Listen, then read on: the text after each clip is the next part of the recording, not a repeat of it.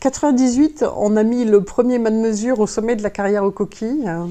2002, premier dépôt de demande de permis de construire. 2003, projet retoqué. 2007, gain de cause au tribunal administratif. Et puis ensuite, ça s'enchaîne avec toutes les procédures administratives jusqu'à début du chantier en 2015. Non, vente du projet en 2015. Oh là là! Non, c'est pas la fin. C'est pas la fin. Il faut encore monter les machines, il faut encore les raccorder au réseau. Mes parents ont été des militants de l'après-guerre, qui ont fait du social toute leur vie, qui ont contribué à la reconstruction. Et donc, en m'accrochant à ce projet éolien et en ayant envie vraiment que ça se réalise contre vent et marée, j'essaye d'être la digne fille de parents qui ont fait ce genre de choses au sortir de la guerre. Je pense que ça a été un de mes moteurs. Au départ, ce n'était pas une opération financière. Au départ, c'était, comme je le disais tout à l'heure, comment est-ce qu'on peut vivre à l'endroit où on habite. Donc, développer un projet pour faire de la production d'énergie, oui, c'était une façon de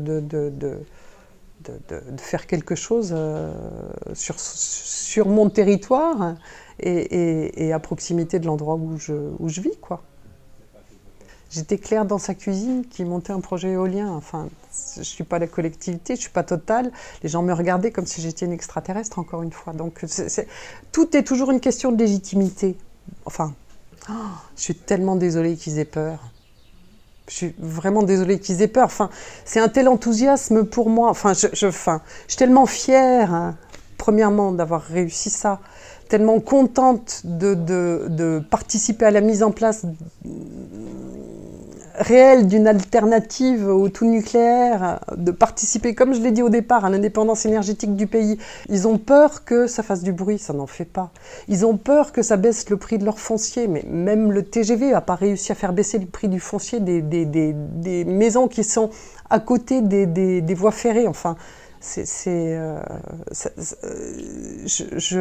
ça reste totalement incompréhensible pour moi. Et il n'y a pas d'échange possible. Enfin, il n'y a plus d'échange possible. Les oppositions sont tellement cristallisées, il y a tellement de fantasmes autour des impacts que, enfin, se battre avec ses voisins, c'est douloureux. Enfin, se rendre compte que tu peux même plus parler avec. Alors, pas mes voisins proches, hein. Enfin, je veux dire, ceux avec lesquels je vis, je vis avec eux, ça se passe bien.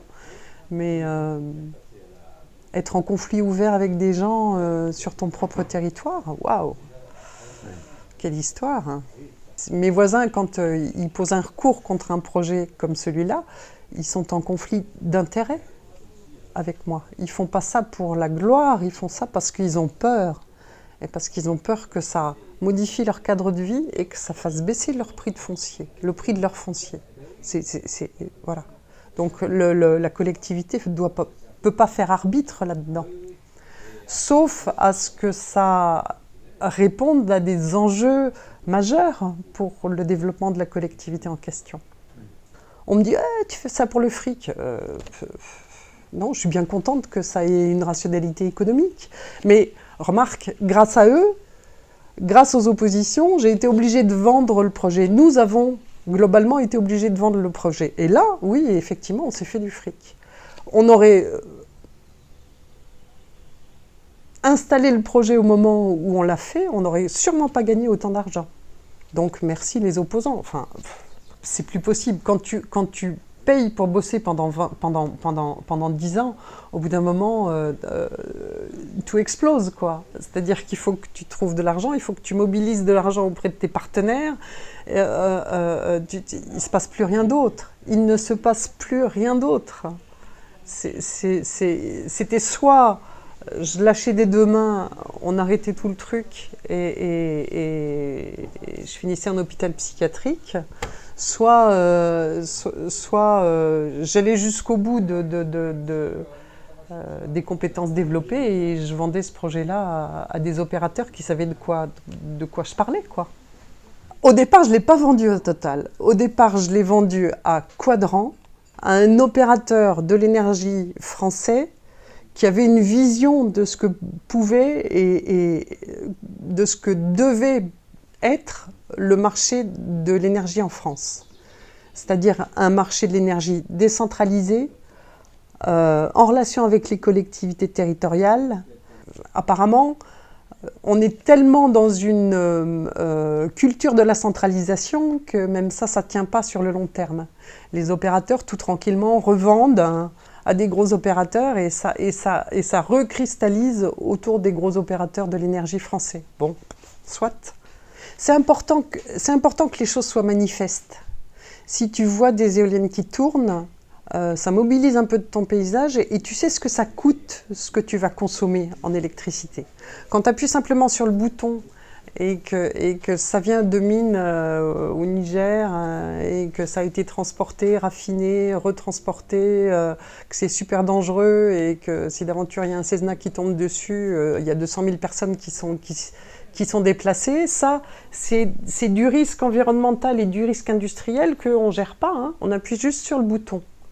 Avec 5 éoliennes, on est en responsabilité par rapport à ce qu'on consomme.